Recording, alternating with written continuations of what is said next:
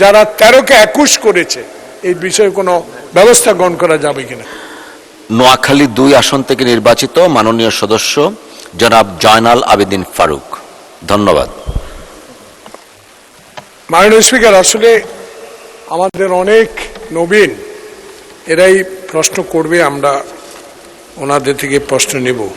তো কিন্তু মোহাম্মদ আব্দুল খালেক সাতক্ষীরা 2, 3, 4, 5 প্রশ্নে একটা বিষয় আমার সামনে আমি জেনে নিতে পারতাম, কিন্তু মাননীয় স্বরাষ্ট্রমন্ত্রী আজকে ধর্ম মন্ত্রণালয়ের দায়িত্বে, আজকে এই সংসদে এই মুহূর্তে।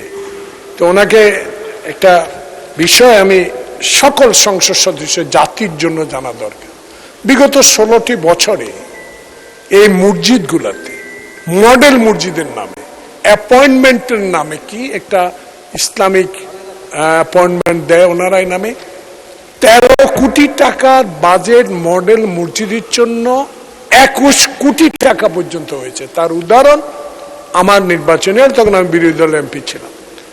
এই বিষয়গুলো একটু তদন্ত করার দরকার। এই টাকাগুলো এত অপচয় হয়েছে যে এখন নতুন মসজিদের দরকার নেই। আগে যারা অতীতেই 13কে 21 করেছে এই বিষয়ে সব মসজিদগুলো ভেঙে পড়ে যাচ্ছে। আমার উদাহরণ, আমার সেনবাগেরটা ঢোকা যায় না, পানি পড়ে।